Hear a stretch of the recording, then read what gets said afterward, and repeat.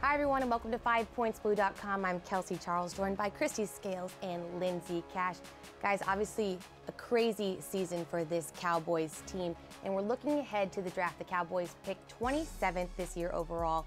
There's Senior Bowl going on. We've got the Combine coming up too, so we're delving into who could possibly be wearing a star on their helmet next year. But first, I want to talk a little bit about the performance of this team this year.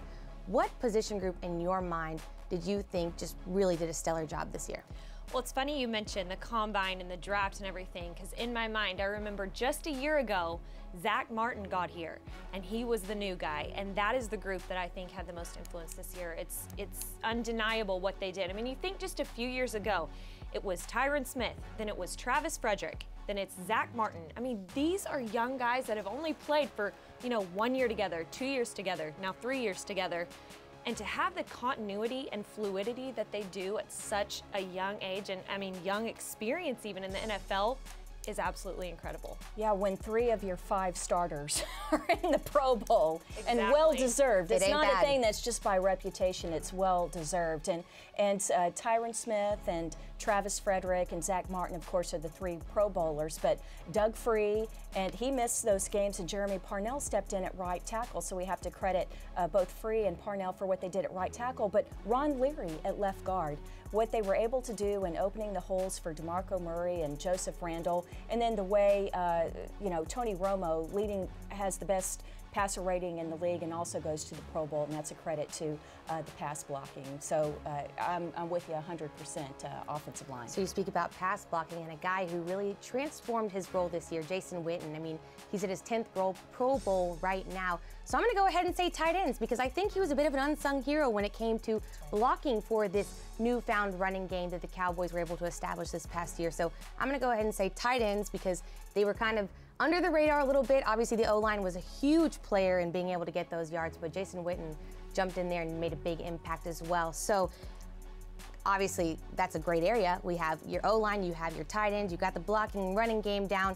So looking ahead to the draft, 27, what position group are you thinking this Cowboys team needs the most help with? Well, I think that the Cowboys are going to commit the resources to the defensive line the way that they've committed them to the offensive line 3 out of the past 4 years. Those Pro Bowl players that we mentioned, those were first-round draft picks. So the Cowboys spent a first-round pick on an offensive lineman 3 out of the past 4 years. They got to do the same thing with defensive line and specifically with pass rushing. Now, they did move up in the 2nd round last year to take DeMarcus Lawrence, a defensive end, a pass rusher out of Boise State, but he missed so much of the year with the injury. He started to come on towards the end of the year. I think his future is bright, but defensive line, specifically pass rushing. Absolutely. I can't say anything different than what you said, and I really like the way that they started to come together in the second half of the season. I mean, Henry Melton battling some injuries.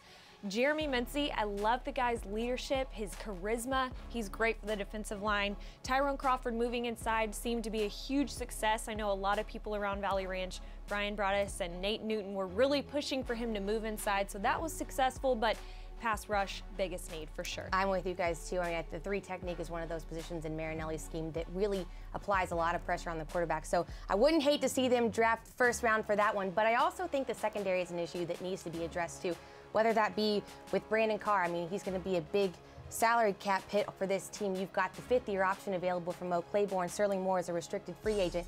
And obviously, they haven't really found someone who's going to be their guy. And so I wouldn't hate to see some secondary help there too. And also noteworthy too, obviously, DeMarco Murray has the contract negotiations potentially going on right now too. So if you lose him, you've got Ryan Williams in the practice squad, Joseph Randle, who's been able to make an impact, but that might be something where you try to address that need too later on in the draft as well. So noteworthy for sure. Yeah, that's the thing, with the cornerbacks, yeah, Mo Claiborne will be here this coming year, but with Brandon Carr, that's the big thing. And everybody knows that in the NFL these days, when you go against so many spread offense, multi-wide receiver offenses, you have to have 3 good cornerbacks. And the Cowboys were fortunate that Sterling Moore was able to step up this year and play along with Orlando Scandrick and Brandon Carr, and this is after Mo Claiborne went out, so you can never have enough good corners in this league. All right, well, we will see who the Cowboys end up picking on April 30th with their 27th pick. We also have some draft coverage going on with 5pointsblue.com and on DallasCowboys.com too, so stay tuned for that.